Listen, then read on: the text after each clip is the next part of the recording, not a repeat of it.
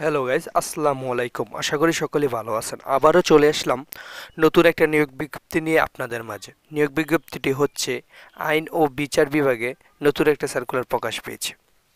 এটা আপনার প্রকাশ পেয়েছে 3 এপ্রিল 2023 খ্রিস্টাব্দে। চলুন দেখে নেই বিস্তারিত নিয়োগ বিজ্ঞপ্তি কী কী আছে এবং কী কী পদে লোক নেওয়া হবে এবং কতজন লোক নেওয়া হবে এবং কোন যে সকল জেলার প্রার্থীগণ আবেদন করতে পারবেন, সকল থাকবে এই বিস্তারিত থাকবে আমার এই ভিডিওতে। তো যারা আমার এই চ্যানেলে নতুন, অবশ্যই চ্যানেলটাকে সাবস্ক্রাইব করবেন। তো আইন ও বিচার বিভাগে প্রথম যে পদটি রয়েছে, সে যে সার্কুলারে যে পদটি রয়েছে সেটা হচ্ছে হিসাব রক্ষক। এখানে আপনার লোক নেওয়া হবে একজন। বয়স সীমা হচ্ছে 30 বছর। আগেই বলে নেই, এখানে হচ্ছে সাধারণ কোটার যারা আবেদন করবেন তাদের জন্য বয়স সীমা হচ্ছে 18 থেকে 30 বছর। আর যারা বীর মুক্তিযোদ্ধার সন্তান তারা কিন্তু 18 থেকে 32 বছর পর্যন্ত আবেদন করতে পারবেন। তো চলুন দেখে নেই নিয়োগ বিজ্ঞপ্তিটি। প্রথম যে পদটি রয়েছে সেটা হচ্ছে হিসাব রক্ষক। এখানে গেট হচ্ছে 12। এখানে আপনার বেতন স্কেল হচ্ছে 11,300 টাকা থেকে শুরু করে 27,300 টাকা। বয়স সীমা তো আগেই বললাম। পদের সংখ্যা হচ্ছে একজন। শিক্ষাগত যোগ্যতা হচ্ছে কোনো শিক্ষিত বিশ্ববিদ্যালয় বাণিজ্য বিভাগে 2য় শ্রেণী বা স্নাতক ডিগ্রি পাস থাকতে হবে। সাথে আপনার কম্পিউটার ওয়ার্ড প্রসেসিং এবং কম্পিউটার চালানো ভালো দক্ষতা থাকতে হবে। 2 নম্বর যে পদটি রয়েছে সেটা হচ্ছে 7 মুদ্রাক্ষরিক কাম কম্পিউটার অপারেটর। গ্রেড হচ্ছে আপনার 13। এখানে আপনার 11,000 টাকা থেকে শুরু করে 26,590 টাকা বেতন দেওয়া হবে। বয়সীমা হচ্ছে আপনার 30 বছর। এখানে এখানে লোক নেওয়া হবে আপনার 5 জন। এখানে আপনার যে সকল শিক্ষাগত যোগ্যতা রয়েছে সেটা হচ্ছে কোনো শিক্ষিত বিশ্ববিদ্যালয় স্নাতক বা ডিগ্রি পাস। তারপর তারপর আপনার কম্পিউটারে প্রশিক্ষণ প্রাপ্তি হতে হবে এবং 7 লিপি প্রতি মিনিটে ইংরেজিতে 70 এবং বাংলায় কিন্তু আপনার 30 শব্দ লিখতে হবে এবং প্রতি মিনিটে আপনার ইংরেজিতে 30 এবং বাংলায় 25 শব্দ কিন্তু লিখতে হবে। 3 নম্বর যে পদটি রয়েছে সেটা হচ্ছে কম্পিউটার অপারেটর। এখানে গ্রেড হচ্ছে 13। এখানে আপনার 11,000 টাকা থেকে শুরু করে 26,590 টাকা। এখানে আপনার বয়স সীমা কিন্তু 30 বছর। এখানে আপনার লোক নেওয়া হবে 6 জন। এখানে শিক্ষাগত যোগ্যতা হচ্ছে কোনো শিক্ষিত বিশ্ববিদ্যালয় হতে বিজ্ঞান বিভাগের সমমান বা ডিগ্রি পাস। এখানে আপনার কম্পিউটার প্রশিক্ষণ থাকতে হবে এবং কম্পিউটারে প্রতি মিনিটে আপনার ইংরেজিতে 30 শব্দ এবং বাংলায় 25 শব্দ লিখতে হবে এবং কম্পিউটারে ওয়ার্ড প্রসেসিং এবং ইমেল ফ্ল্যাক্সি পরিচালনার বাস্তব অভিজ্ঞতা থাকতে হবে।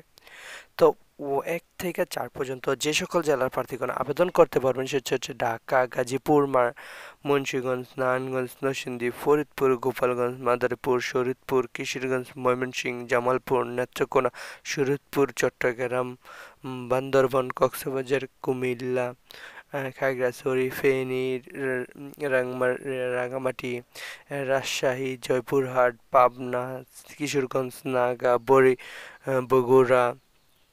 এখানে বিস্তারিত কিন্তু একটু দেখে দেওয়া আছে, একটু না পড়ে নেবেন, কারণ ভিডিওটা অনেক লং হয়ে যাবে যদি আমি বিস্তারিত পড়তে চাই।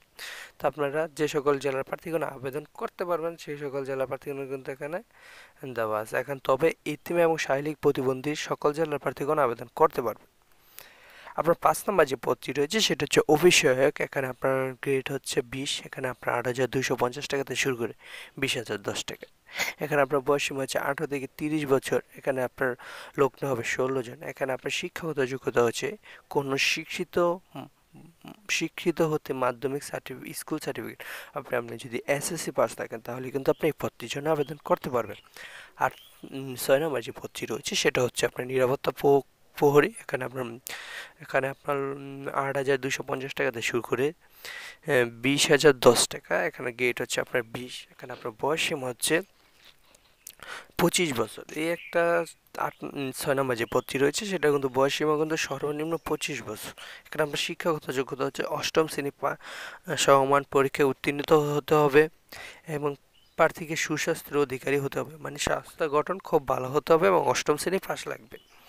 আর এই 2টি পদের জন্য যে সকল জেলার প্রার্থীগণ আবেদন করতে পারবেন সেটা হচ্ছে ঢাকা, গাজীপুর, মানিকগঞ্জ, মুন্সিগঞ্জ, নারায়ণগঞ্জ, নরসিংদী, ফরিদপুর, শরীয়তপুর, টাঙ্গাইল, ময়মনসিংহ, জামালপুর, নেত্রকোনা, শরীয়তপুর, চট্টগ্রাম, বান্দরবান, কক্সবাজার, পাবনা, খাগড়াছড়ি, ফেনী, রাঙ্গামাটি, জয়পুরহাট, পাবনা, নাটোর, চাঁপাইগঞ্জ, বগুড়া, রংপুর, খাগড়াছড়ি, হ্যাঁ, ঠাকুরগাঁ, যশোর, জি, মাগুরা, নড়াইল, বাগেরহাট, কি লিখছে, সীতাকুণ্ড, কুষ্টিয়া, মেহেরপুর, বগুড়া, সিলেট, সুনামগঞ্জ, হবিগঞ্জ। তবে এখানে যে সকল জেলার প্রার্থীগণের নাম বলা হয়েছে, মানে যে সকল জেলার, তারাই কিন্তু আবেদন করতে পারবেন এবং এতিম এবং শারীরিক প্রতিবন্ধী সকল জেলার প্রার্থীগণ আবেদন করতে পারবেন।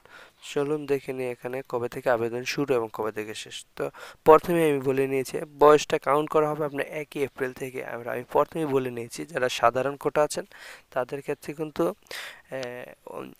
সাধারণ যারা কোটা আছেন 18 থেকে 30 বছর, আর যারা শহীদ মুক্তিযোদ্ধাদের ক্ষেত্রে তাদের 18 থেকে 32 বছর। আমি প্রথমে আপনাদের বলে নিয়েছি, তো এটা আর বললাম না। আর 1 এপ্রিল থেকে কিন্তু আপনার বয়সটা কাউন্ট করা হবে।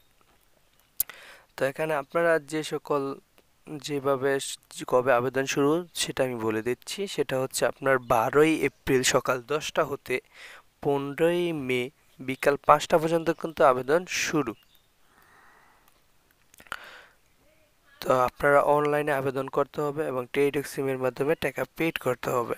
তো এখানে আর ভিডিওটা লং করলাম না, তো সবাই ভিডিওটা দেখে নেবেন এবং অতি শীঘ্রই আপনারা আবেদন করে নেবেন। আর কোনো সমস্যা হলে আমাকে কমেন্টে জানাবেন, ইনশাল্লাহ আমি উত্তর দিতে চেষ্টা করব। সবাইকে ধন্যবাদ।